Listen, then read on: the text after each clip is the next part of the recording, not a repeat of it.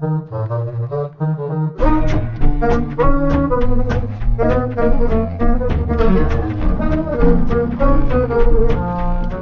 Call of Cthulhu by H.P. Lovecraft. Read by Aaron Van Sock. Part 2. The Tale of Inspector Legrasse. The older matters which had made the sculptor's dream and bas-relief so significant to my uncle formed the subject of the second half of his long manuscript. Once before it appears, Professor Angell had seen the hellish outlines of the nameless monstrosity, puzzled over the unknown hieroglyphics, and heard the ominous syllables which can be rendered only as Cthulhu. And all this in so stirring and horrible a connection that it is small wonder he pursued young Wilcox with queries and demands for data. This earlier experience had come in 1908, 17 years before, when the American Archaeological Society held its annual meeting in St. Louis. Professor Angell, as befitted one of his authority and attainments, had had a prominent part in all the deliberations, and was one of the first to be approached by the several outsiders who took advantage of the convocation to offer questions for correct answering and problems for expert solution. The chief of these outsiders, and in a short time the focus of interest for the entire meeting, was a commonplace-looking middle-aged man who had traveled all the way from New Orleans for certain special information unobtainable from any local source. His name was John Raymond Legrasse, and he was by profession an inspector of police. With him he bore the subject of his visit, a grotesque, repulsive, and apparently very ancient stone statuette, whose origin he was at a loss to determine. It must not be fancied that Inspector Legrasse had the least interest in archaeology. On the contrary, his wish for enlightenment was prompted by purely professional considerations.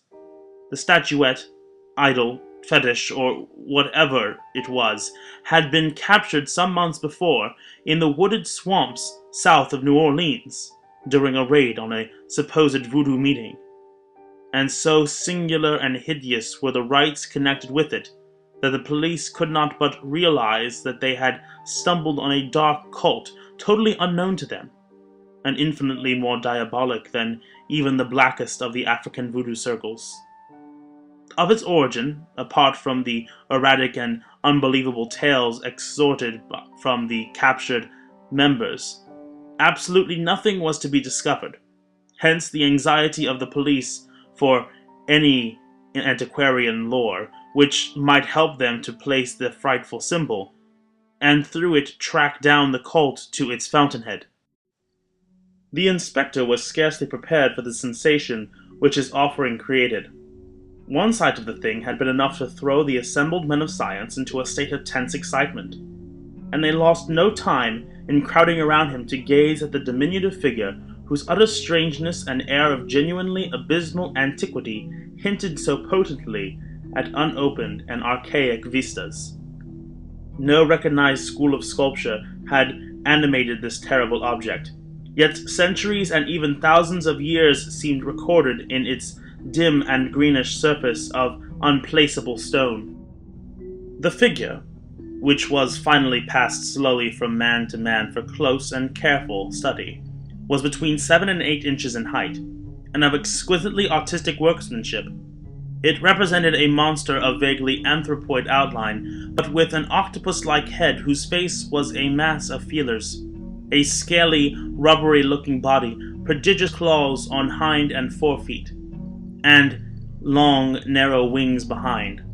This thing, which seemed instinct with a fearsome and unnatural malignancy, was of a somewhat bloated corpulence, and squatted evilly on a rectangular block or pedestal covered with undecipherable characters. The tips of the wings touched the back edge of the block. The seat occupied the center, whilst the long curved claws of the doubled-up, crouching hind legs gripped the front edge and extended a quarter of the way down toward the bottom of the pedestal.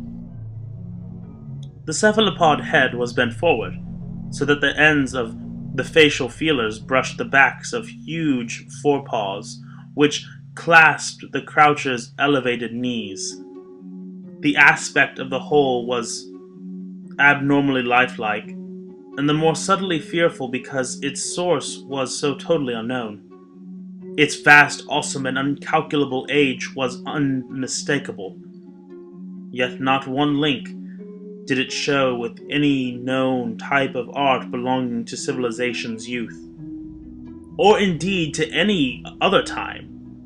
Totally separate and apart, its very material was a mystery, for the soapy greenish black stone with its golden or iridescent flecks and striations resembled nothing familiar to geology or mineralogy. The characters along the base were equally baffling, and no member present, despite a representation of half the world's expert learning in this field, could form the least notion of even their remotest linguistic kinship. They, like the subject and material, belonged to something horribly remote and distinct from mankind as we know it, something frightfully suggestive of old and unhallowed cycles of life in which our world and our conceptions have no part.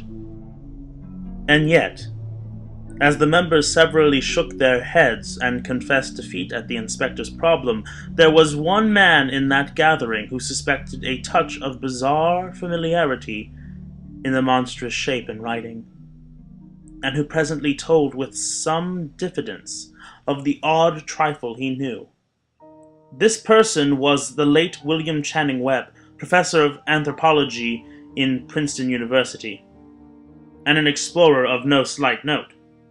Professor Webb had been engaged 48 years before in a tour of Greenland and Iceland in search of some runic inscriptions which he failed to unearth, and whilst high up on the West Greenland coast had encountered a singular tribe or cult of degenerate Eskimo whose religion, a curious form of devil worship, chilled him with its deliberate bloodthirstiness and repulsiveness.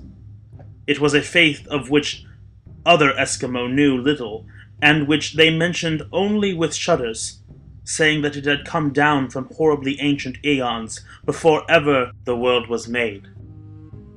Besides nameless rites and human sacrifices, there were certain queer hereditary rituals addressed to a supreme elder devil, or Tornasuk, and of this Professor Webb had taken a careful phonetic copy from an aged Angakok, or wizard priest, expressing the sounds in Roman letters as best he knew how. But just now of prime significance was the fetish which the cult had cherished, and around which they danced when the aurora leaped high over the ice cliffs. It was, the professor stated, a very crude bas-relief of stone, comprising a hideous picture of some cryptic writing, and so far as he could tell, it was a rough parallel in all essential features of the bestial thing now lying before the meeting. This data, received with suspense and astonishment by the assembled members, proved doubly exciting to Inspector Legrasse, and he began at once to ply his informant with questions. Having noted and copied an oral ritual among the swamp cult worshippers his men had arrested, he besought the professor to remember as best he might the syllables taken down amongst the diabolist Eskimo. There then followed an exhaustive comparison of details, and a moment of really awed silence. Then both detective and scientist agreed on the virtual identity of the phrase common to two hellish rituals so many worlds of distance apart. What, in substance, both the Eskimo wizards and the Louisiana swamp priests had chanted to their kindred idols was something very like this, the word divisions being guessed at from traditional breaks in the phrase as chanted aloud. Finglui Midluanaf, Cthulhu Relier, Waga Nagal Fatagan. Legrasse had 1 point in advance of Professor Webb, for several among his mongrel prisoners had repeated to him what older celebrants had told them the words meant. This text, as given, ran something like this. In his house at Relier, Dead Cthulhu waits dreaming.